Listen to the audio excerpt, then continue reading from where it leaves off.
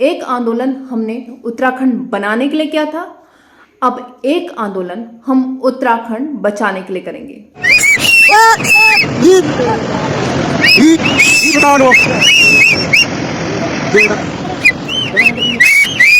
अभी उत्तराखंड के उत्तरकाशी के धराली में एक आपदा आई है, इतनी भीषण आपदा कि जिसकी कोई हद नहीं। और नैनीताल से भाजपा के सांसद अजय भट्ट क्या कह रहे हैं? कहीं ना कहीं पहाड़ के जो दरकने की या कराहने की जो आवाजें हैं वो क्या सर जो स्थानीय प्रशासन है या फिर जो लोग इसका निर्माण कर रहे हैं उन तक नहीं पहुंच जा रही, जिसके चलते इतनी भयंकर जो है तबाही वाली तस्वीरें आती हैं? ऐसा है कि विकास जब चलता है तो थोड़ी बहुत परेशानी तो होती है। ये भाजपा के लिए एक छोटी घटना हो सकती है, बिल्कुल हो सकती है, क्योंकि वो अभी सत्ता में है। जब वो विपक्ष में होते हैं तब वो बोलते हैं कि नहीं, प्रकृति को नुकसान नहीं पहुंचाना, विकास के नाम पर विनाश नहीं करना, लेकिन अपनी सत्ता पर आते हुए वो चीज़ भूल जाते हैं। यही अजय भट्ट जो नैनीताल से भाजपा सांसद है, जब कांग्रेस की सरकार थी और तब कोई आपदा आती थी तब ये उन पर भड़कते थे, कहते थे कि सरकार फेल हो गई, सरकार ने काम नहीं किया। और अब जब पक्ष में है तो कह रहे हैं कि परेशानियां तो होंगी जब विकास होगा। तो भाई साहब तब भी परेशानियां झेल लेते ना। लेकिन अवैज्ञानिक तरीके से विकास नहीं होता या सड़कें नहीं कटती हैं। उससे पहले सारी चीज़ों के बारे में जान लिया जाता है कि वहाँ की धरती कैसी है, भूमि कटेगी कि नहीं कटेगी, उसमें जेसीबी चलाना कैसा रहेगा, उसकी भी बनाने से पहले सारी टेस्टिंग होती है, सॉइल टेस्टिंग होती है। तो वैज्ञानिक तरीके से ही सड़कें बनाई जाती हैं या अन्य निर्माण किए जाते हैं। जोशीमठ से एक्टिविस्ट अतुल सती जी ने भी बहुत प्रयास किए समझाने के सरकार को कि भाई मत काटो पहाड़। जोशीमठ में दरारें आ गई, ऋषिकेश में दरारें आ गई, सब जगह दरारें आ रही है, हर जगह दरारें आ रही है। पर पता नहीं इनके कौन से वैज्ञानिक हैं, इन्हीं की तरह चौथी पास तो नहीं है जो बता नहीं पा रहे हैं कि भैया सड़कें मत बनाओ। आपसे ज़्यादा वैज्ञानिक तो ब्रिटिशर्स के पास होते थे, हाई लेवल के। आपसे ज़्यादा चीज़ें तो ब्रिटिश काल में होती थी जो अब भी आपके पास नहीं है। आपसे ज़्यादा चीज़ें तो वो लोग करना चाह रहे थे, पर वो मसूरी तक उन्होंने बनाने की कोशिश की, लेकिन जब समझ गए वो कि उत्तराखंड के पहाड़ इस लायक नहीं हैं, तो रेल बनाने का काम मसूरी पे ही उन्होंने रोक दिया, आगे नहीं बढ़ाया। तो आज तो मुझे ये लग रहा है कि ब्रिटिशर्स ज़्यादा अच्छा रूल कर रहे थे हमारे इंडिया को, जितना ये गंदा भाजपा कर रही है। भाजपा तो बिल्कुल तबाह कर रही है हमारे भारत को, उत्तराखंड को। ब्रिटिशर्स जब रोक सकते हैं इतनी इक्विपमेंट होने के बाद, तो ये क्यों नहीं रोक रहे हैं? ये फिर भी अरे विकास हो रहा है तो थोड़ी बहुत परेशानियां तो होंगी ही, विकास हो रहा है तो थोड़ी बहुत परेशानियां तो होंगी। तो भाई साहब ये परेशानियां आप क्यों नहीं कर रहे हो? आप भी इस परेशानियों का सामना करो, तब आपको पता लगेगा कि आप कर क्या रहे हो। लेकिन इसके बावजूद भी कुछ घटनाएं ऐसी हो जाती हैं जो हमारे हाथ में नहीं होती हैं, किसी के हाथ में नहीं होती हैं। प्रकृति का स्वरूप ही इस किस्म का है। आपने उत्तराखंड बर्बाद कर दिया है, बर्बाद। मुझे तो समझ नहीं आता कि ये लोग कितने पढ़े लिखे और कितने काबिल हैं। कहते हैं ना, जथा राजा तथा प्रजा। तो जब राजा ही ऐसा होगा, उसके नुमाइंदे भी ऐसे होंगे, तो काम भी तो चौथी पास वाले होंगे। मुझे तो वो वैज्ञानिक अगर मिल जाए ना, जो उनको सड़कें बनाने दे रहे हैं, ब्लैक लिस्टेड कंपनियां उनको ये सड़कें बनाने के लिए दे रहे हैं, रेलवे टनल्स बनाने के लिए दे रहे हैं, रोड टनल्स बनाने के लिए दे रहे हैं, पहाड़ काटने के लिए दे रहे हैं, ब्लैक लिस्टेड कंपनीज को। वो बात कर रहे हैं वैज्ञानिकों की। फर्जी डिग्री से पास होने वाले लोग, फर्जी डिग्री लेकर घूमने वाले लोग बात कर रहे हैं वैज्ञानिकों की। वाह, क्या नया भारत है। और इसके बारे में भूकंप कब आ जाएगा हम तो नहीं जान सकते हैं। आ ही जाता है, अब तो खैर उनके पैमाने भी आने लगे हैं पहले। लेकिन इन चीज़ों के बारे में, बादल कहाँ फटेगा, रोड कहाँ दरकेगी, पहाड़ कहाँ खिसक जाएगा, इसके बारे में कोई जानकारी नहीं होने से थोड़ी दिक्कत अभी हमको रहती है। उत्तराखंड में विकास के नाम पर जो होड़ लगी प्रकृति से छेड़छाड़ करने की, पर्यावरण को प्रदूषित करने की, नदियों पर बांध बनाने की, ये उसका नतीजा है। हम किसके लिए विकास कर रहे हैं? हम अरबों खरबों रुपया खर्च करके विकास करते जाते हैं। प्रकृति एक दिन क्रोधित होती है और ऐसी विनाश लीला करती है कि सब कुछ तबाह कर जाती है। कब आंखें खुलेंगी हमारी? क्या इस त्रासदी के बाद भी नहीं? क्या इस आपदा के बाद भी नहीं? आप देख रहे होंगे कि हमारे माननीय मुख्यमंत्री साहब रील्स बना रहे हैं, बहुत बड़ी बड़ी पोस्ट्स आ रही हैं और न्यूज़ आर्टिकल्स भी आ रहे हैं कि बहुत काम चल रहा है, बहुत काम चल रहा है। लेकिन त्रिभुवन चौहान जी, जो केदारनाथ से चुनाव भी लड़े थे, जो अब विपक्ष की भूमिका में हैं, त्रिभुवन चौहान जी ने आपदा कंट्रोल के नंबर पे फ़ोन किया और वो नंबर व्यस्त आ रहा था। अब मेरी समझ में ये नहीं आ रहा है कि अगर वाकई में आपदा नंबर पे फ़ोन करने पर वो व्यस्त जा रहा है और कॉल नहीं उठ रहा है, तो जो लोग ग्रसित होंगे उस आपदा से, क्या उनका नंबर लग रहा होगा? फोन कॉल से आप जिस व्यक्ति से संपर्क करना चाहते हैं वो अभी व्यस्त है, कृपया थोड़ी देर बाद कॉल करें। ये आपदा कंट्रोल का एक नंबर है जिसको मैं मिला रहा हूँ। मैं समझ भी रहा हूँ काफी देर से लोग मिला रहे होंगे। एक और नंबर भी ट्राई कर रहा हूँ, उसके बाद हम इस चर्चा को आगे करेंगे। 7500 737 269 ये नंबर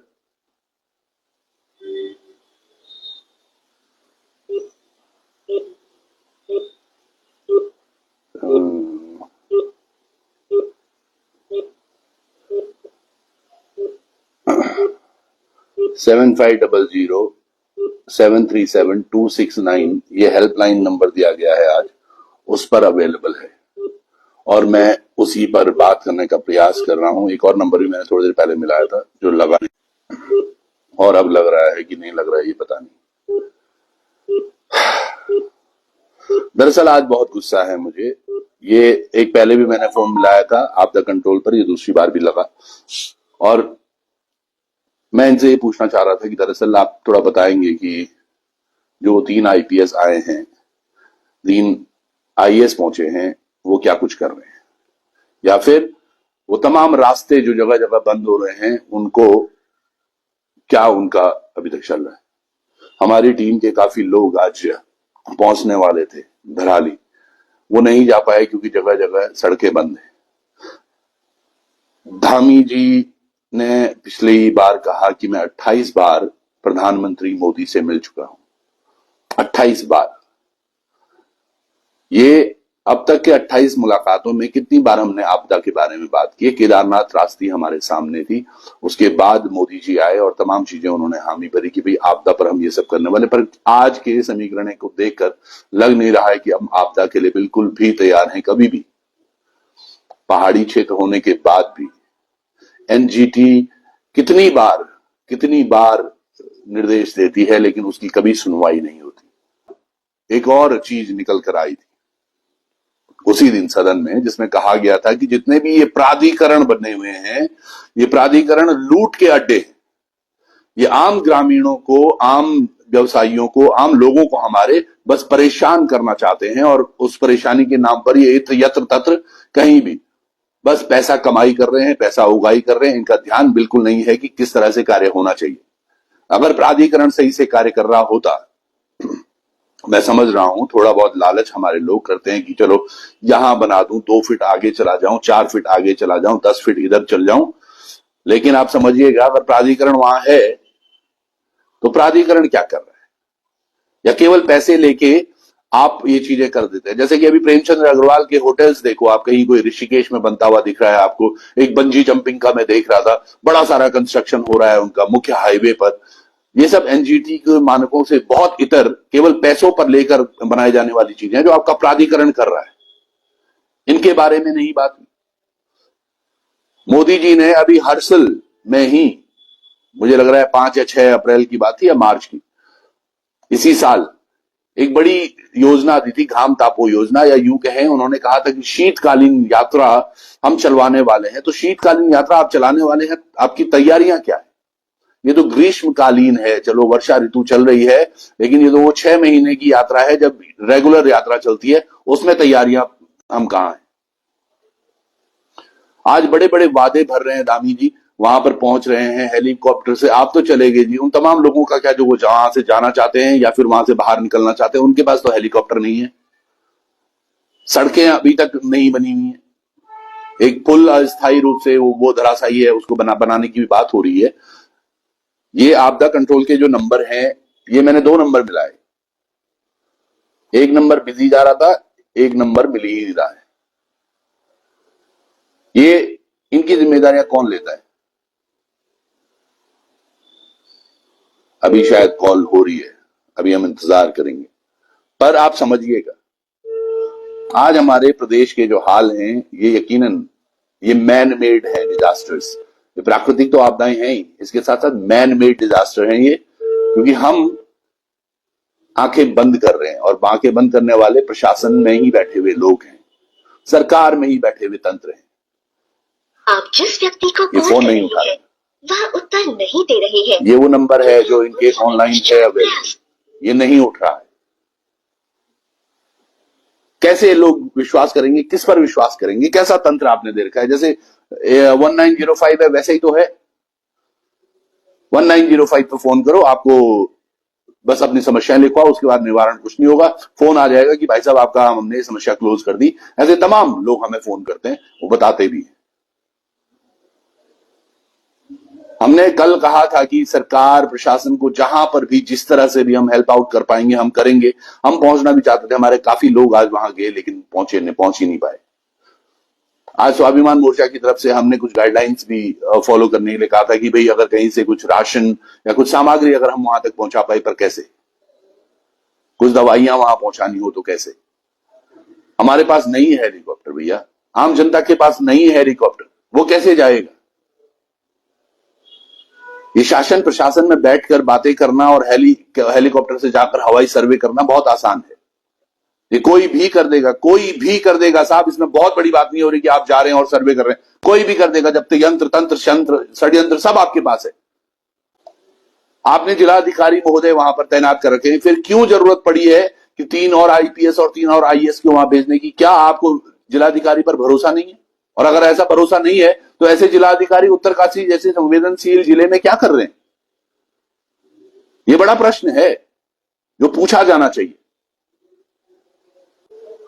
कि कैसे हमारे प्रदेश को लूटने का बस एक प्लान बना रखा है आपने सब जगह से।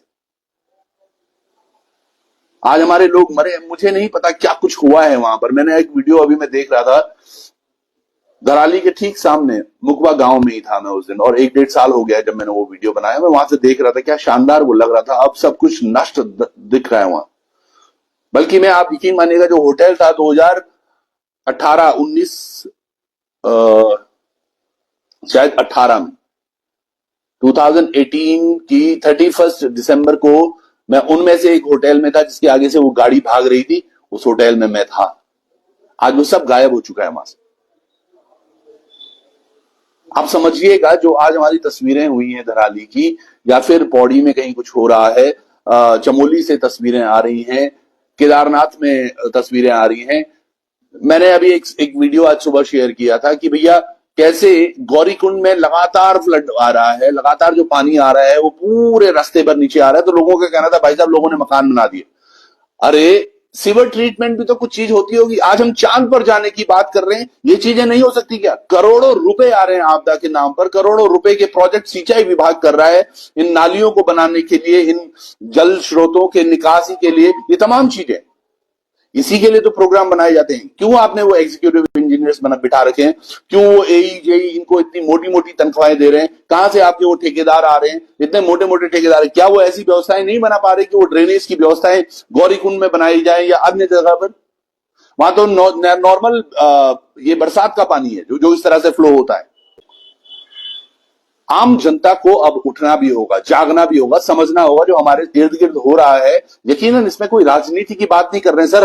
हम अगर कोई ये ना तो कोई कॉल थी और ना ही ऐसा किसी ने मुझे सूचना दी, पर मुझे लगा कि मैं जब आप लोगों से बात कर रहा हूं, शुरुआत में मैं एक काम करता हूं, जो इन्होंने नंबर दे रखे हैं ये ये बड़ा सा एक पोस्टर बना रखा है यहाँ पर, जिसमें कि ये कहते हैं, इसको मैं जरा एडिट करता हूं, मैं इसको आप वो दिखाता हूं आपको, मिरर रिफ्लेक्शन अगर ये आ सकता है तो, ताकि क्योंकि मैं इधर से हूं तो आप देख पाए। वैसे भी ये उत्तराखंड DIPR पे है, ये नंबर आपने सबने देखे होंगे, ये तो उल्टा दिख रहा है, हेल्पलाइन नंबर है जिला आपातकालीन। ये 3 नंबर मैंने मिला दिए, ये मिलते ही नहीं है, समझिएगा। अगर किसी को मिलाना हो कैसे मिलेंगे? ये राजेश गोपाल जी बोले, अरे भाई जी कुछ राजनीति क्यों कर रहे हो? कौन सी राजनीति हो रही है? वहां लोग मरे हैं, उसमें राजनीति होनी चाहिए? या अजय भट्ट जैसे बयान होने चाहिए कि आपदा में तो होता रहता है? सच में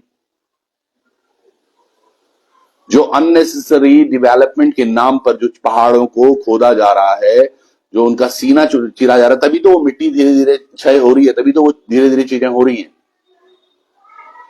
क्यों नहीं धामी जी आज बताते कि भाई 28 मीटिंगें जो उन्होंने मोदी जी के साथ की हैं, आपदा में उनके क्या व्यवस्थाएं हैं और क्या उन्होंने बात की है, या केवल वहां फोटो खिंचाने जाते हैं कि हाँ जी मैं 28 बार मिलने वाला मुख्यमंत्री हूं? कहीं ऐसा तो नहीं कि 28 बार आप पर तलवार लटकी है केंद्र की तरफ से कि भैया आप हटने वाले हो तो आप तुरंत वहां पहुंच जाते हो? ये चीजें बड़ी स्पष्ट होनी चाहिए। मुख्यमंत्री धामी को अगर वहां पर, मैं देख रहा था कई जगह ये बड़ी तारीफें हो रही है कि मुख्यमंत्री धामी वहां पहुंचे, तो कौन सी बड़ी बात हो गई? वो पहुंचना ही था आपको, व्यवस्था होनी चाहिए, शायद आज आपको वहां पे जाने की आवश्यकता नहीं पड़ती। हमारी चीजें अगर इतनी सुदृढ़ होती तो। ये तमाम चीजें, ये केवल ढकोसला है, दिखावा है। इन तमाम चीजों को लेकर हम सब लोगों को आगे आना होगा। जो ये हेल्पलाइन नंबर हैं, ये तो ठीक कर दो सर। क्या नंबर ऑफ लोग हैं जो वॉश आउट हुए हैं, कुछ पता नहीं। कितने मिले हैं, क्योंकि आप उन लोगों को भी दिखा रहे हैं जो अभी घरों में थे, ऊपर घरों में थे, जो नीचे से क्या किस मिल पाया है अभी तक वो किसी को स्पष्ट नहीं है। क्यों कल इंटरनेट बंद कर दिया गया, ये बड़ा प्रश्न है। क्यों कल घाटी में इंटरनेट बंद कर दिया गया? क्या वहां कोई आतंकवादी हमला हुआ था, या आप दर्शाना नहीं चाहते थे, दिखाना नहीं चाहते थे कि हमारे यहाँ क्या कुछ हो गया? जो इंटरनेट आज भी चल रहा है वो 4G चल रहा है, 5G तो वहां चल ही नहीं रहा।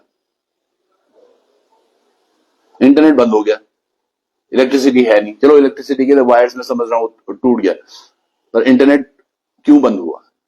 क्या कारण था? क्या छुपाना चाह रहे हो आप? और ये प्रश्न यकीनन विपक्ष को पूछने चाहिए, पर विपक्ष की भूमिका में आज आपने भी देखा वो तस्वीर, कैसे हरदा से मिल रहे हैं पुष्कर सिंह धामी, क्योंकि इन लोगों के काम नहीं रुक रहे हैं सर। इनमें से किसी भी नेता के कोई काम नहीं रुक रहे कभी भी, चाहे वो पक्ष में हो विपक्ष में, उनको कोई फर्क ही नहीं पड़ रहा। 2 दिन से एक बहस में देख रहा हूं चक्राता से हमारे जो विधायक हैं उनकी, कि मेरे बेटे को बस टिकट होनी चाहिए थी, ये तुमने आरक्षण गलत कर दिया।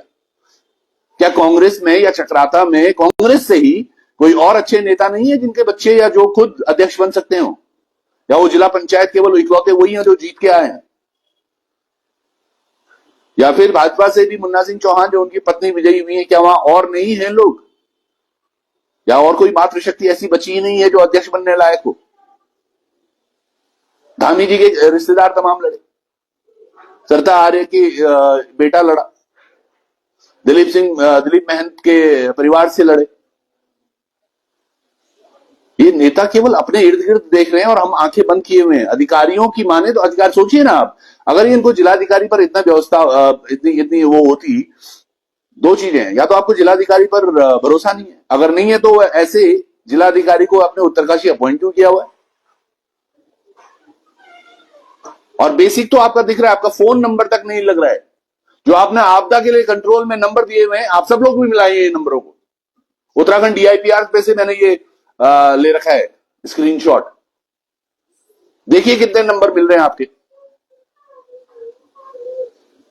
और फिर बात करते हैं हमने आपदा में ये कर दिया, हमने वो कर दिया, हमने समीक्षाएं बैठकें कर दी, एक बैठक कर दी, वो बैठक कर दी। आपको कोई मतलब ही नहीं है साहब, कौन जी रहा है कौन मर रहा है, उत्तराखंड में क्या हो रहा है। आप इस आपदा में भी आप अवसर खोजेंगे, आप ढूंढिएगा अवसर। मैं देख रहा था इनके विधायक जो सुरेश चौहान जी हैं, वो एक वीडियो कर रहे थे देहरादून से, पता नहीं कहां से, गाड़ी में से, कि हम पहुंच रहे हैं वहां। भैया आप जब उत्तरकाशी के विधायक, गंगोत्री के विधायक, तो आप गंगोत्री क्षेत्र में क्यों नहीं है? या सारे विधायक आजकल देहरादून में ही पड़े हुए हैं कि हमने कैसे भी जिला अध्यक्ष या प्रमुख या इनकी गणितें बिठानी है, जो दिख रहा है।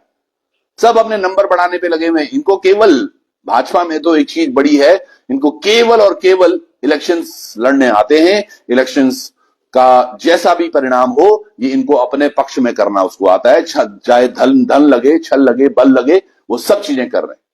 और हमारे आम जनता, मैंने ये कहा है, बहुत बार कह रहा हूं मैं, ये हम सब इंतजार कर रहे हैं कि नहीं, अभी मेरी बारी नहीं थी। तो सरकार जमीन पर क्या कर रही है और दिखा क्या रही है, सोशल मीडिया पे क्या कर रही है, दोनों एक अलग अलग बातें हैं। इसलिए अब मेरी अपील है उत्तराखंड वासियों से, अगर आप उत्तराखंड को बचाना चाहते हैं तो ये समय है। रोक दीजिए ऑल वेदर रोड, रोक दीजिए रेलवे कंस्ट्रक्शंस, हमको नहीं चाहिए। हमको विकास के नाम पर विनाश नहीं चाहिए, क्योंकि उत्तराखंड को फिर कोई नहीं बचा पाएगा। रेलवे प्राइवेट कंपनीज को दे रहे हैं, सड़कें प्राइवेट कंपनीज को दे रहे हैं, हमारे सारे सरकारी विभाग मैक्सिमम प्राइवेट कंपनीज को जा चुके हैं। बचा उत्तराखंड, उत्तराखंड के पहाड़ भी प्राइवेट कंपनीज को ही जा रहे हैं। जगह जगह होम स्टे, होटल्स और पता नहीं क्या क्या बन रहे हैं, और सब में भाजपा नेता इन्वॉल्व है। और आपने सुने भी होंगे कई केसेस, हरिद्वार में सुना होगा कि एक भाजपा नेत्री अपनी बच्ची का गैंग रेप करवाती है। कई सारे भाजपा के होटल्स पकड़े जा रहे हैं, होम स्टेज पकड़े जा रहे हैं, जहां महिलाओं के साथ वैश्यावृत्ति होती है। और महिला तस्करी में भी बहुत नाम आ रहे हैं। अभी सुनने में आया है कि ओम बिरला साहब के ही संसद में कोई काम करता था, शायद उनके ओएसडी थे या कौन थे। ओम बिरला के ओएसडी राजीव दत्ता पर लगे मानव तस्करी के आरोपों की जांच गंभीर और तीव्रता से करें। वो भी महिला तस्करी में पकड़े गए हैं। समझ नहीं आ रहा है कि देश किस सुरक्षित हाथ में है। इस सुरक्षित हाथ में इतना असुरक्षित हो चुका है, इतना असुरक्षित हो चुका है कि जिसकी कोई हद नहीं।